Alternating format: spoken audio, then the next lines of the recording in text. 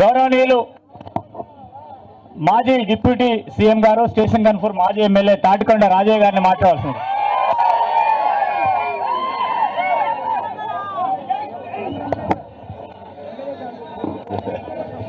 జై తెలంగాణ. కేసీఆర్ గారి నాయకత్వం. ఇదేమి పాలన, ఇదేమి పాలన, ఇదేమి పాలన, ఇదేమి పాలన.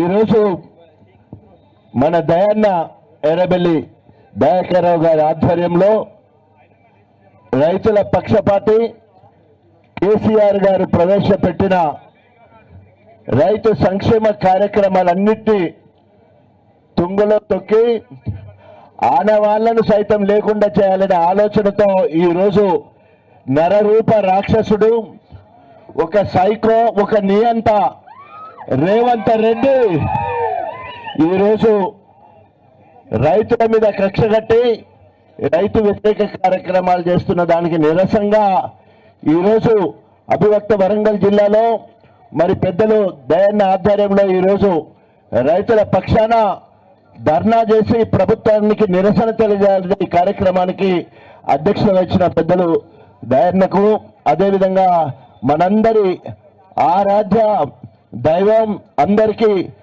అందరికీ అందరికీ అందుబాటులో ఉండే మాస్ ఊర మాస్ మన హరీష్ అన్న గారికి, అదేవిధంగా పల్ల రాజేశ్వర రెడ్డి గారికి, పెద్దలు కేసీఆర్తో సమానంగా మొదటి రోజు నుండి పనిచేసిన మధుసూనాచారి గారికి, అదేవిధంగా సత్యవతి రాథోడ్ గారికి, అదేవిధంగా మా కవితకి, వేదిక మీద అతిరథ మహారథులందరికీ పేరు పేరున నా యొక్క తెలంగాణ ఉద్యమాభివందనాలు తెలియజేసుకుంటూ, ఈరోజు మనందరూ కూడా తెలుసు 10 ఏళ్ళు మన ముఖ్యమంత్రి కేసీఆర్ గారు ప్రపంచంలో ఎక్కడ లేని విధంగా తెలంగాణలో ఉన్న రైతులందరి కోసం రైతు బంధు, రైతు బీమా, 24 గంటల ఉచిత నాణ్యమైన కరెంట్ ఇచ్చి ఐక్యరాజ్య సమితి సైతం మెచ్చుకునే స్థాయిలో కేసీఆర్ గారు రైతుల పక్షపాతిగా పేరు తెచ్చుకుంటే ఆ పేరు తెలంగాణకు ఉండొద్దు అనే ఉద్దేశంతో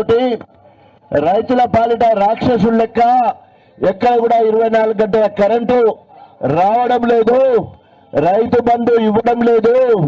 అదేవిధంగా రైతులు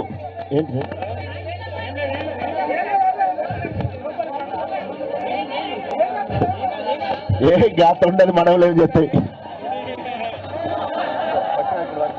తొండలు మనవలు ఏం చెప్తాయి, కుట్రా పట్టేసి పట్టేసి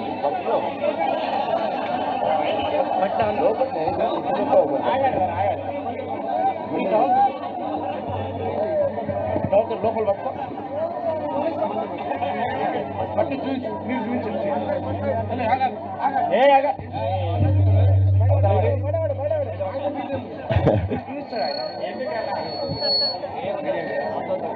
ఓకే.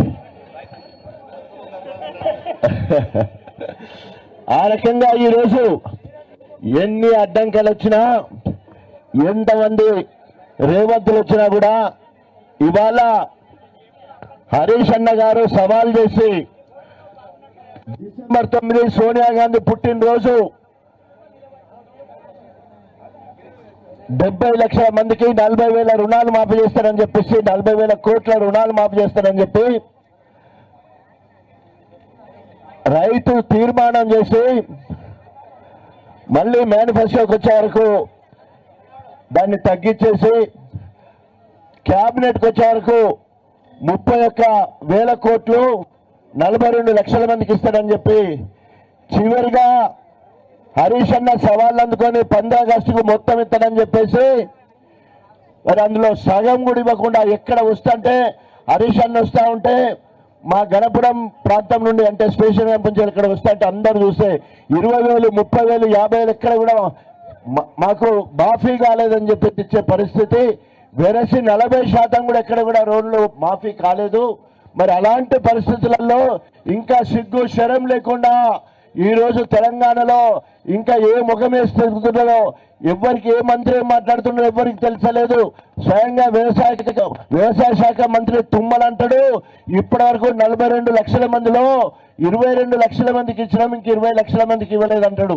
17,000 కోట్ల రూపాయలు శాంక్షన్ చేసినామంటారు. బట్టి విక్రమార్క 7,500 కోట్ల రూపాయలు మాత్రమే ఖాతాలో పడ్డాయంటారు. అంటే ఏ ఒక్క మంత్రికి ఎవరేం మాట్లాడినో తెలియని పరిస్థితి కనబడుతున్నారు. వాళ్ళ పోరాటము పోటీ ఎక్కడంటే ఎవరు హెలికాప్టర్లు వాడుకోవాలని చూస్తా ఉన్నారు. తుమ్మల హెలికాప్టర్ తీసుకొని పోతాడు, బట్టి హెలికాప్టర్ తీసుకొని పోతాడు, అదేవిధంగా పొంగులేటి హెలికాప్టర్ తీసుకొని పోతాడు, నేను తక్కువనాని వెంకటరెడ్డి హెలికాప్టర్ తీసుకొని పోతాడు, ఉత్తమ్ కుమార్ హెలికాప్టర్ తీసుకొని పోతాడు. ఆఖరికి పైసా పట్టుకొని ఒక సంక్షేమ పథకం ఇస్తలేరు కానీ పండుగలకు పబ్బాలకు వ్యక్తిగత విలాసాలకు హెలికాప్టర్లు వాడుకునే పరిస్థితి వచ్చింది. అది కాంగ్రెస్ పరిస్థితి. దీనికి ఎక్కడికక్కడ మనం నిరసన తెలియాలి. అన్ని రంగాలలో ఫెయిల్ అయిపోయిళ్ళు. ఏ ఒక్క దాంట్లో కూడా ముసలమ్మలకు 2,000 కాదు 4,000 ఇస్తారన్నారు, ఇయ్యనే లేదు. అదేవిధంగా బిడ్డలకు స్కూటీ ఇస్తానన్నారు, ఆడబిడ్డలకు ఇయ్యనే లేదు. బోనస్ ఇస్తానన్నాడు, ఇయ్యనే లేదు. తర్వాత మనకు రైతు బంధు 15,000 ఇస్తానన్నది ఇయ్యలేదు, కూలీలకు 12,000 ఇస్తానన్నది ఇయ్యలేదు, కౌలు రైతులకు 12 ఇస్తానన్నది ఇయ్యలేదు. ఏ ఒక కళ్యాణ లక్ష్యంతో పాటు తులం బంగారం ఇస్తానన్నాడు, అది అతి లేదు గతి లేదు.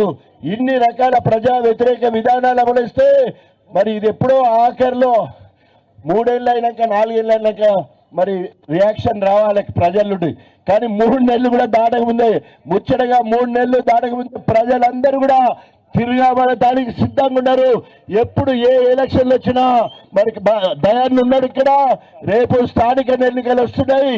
ఏ ఒక్కడు కూడా కాంగ్రెస్ ఖాతాలో పడకుండా మొత్తము బీఆర్ఎస్ పార్టీ బలపరిచిన దయాన్న బలపరిచిన వాళ్ళందరినీ కూడా గొప్పగా గెలిపియాలని చెప్పేసి తెలియజేసుకుంటూ రైతుల రుణమాఫీ జరిగే వరకు ఈ పోరాటం ఆగదని చెప్పేసి హెచ్చరిస్తూ నాకు అవకాశం ఇచ్చిన పెద్దలందరికీ హృదయపూర్వక నమస్కారాలు తెలియజేసుకుంటూ సెలవు తీసుకుంటాను. జై తెలంగాణ. ధన్యవాదాలు సార్. మన ప్రియతమ నాయకులు ఎవరు? మన ప్రియతమ నాయకులు పాలకుర్తి నియోజకవర్గ అభివృద్ధి ప్రదాతగా పనిచే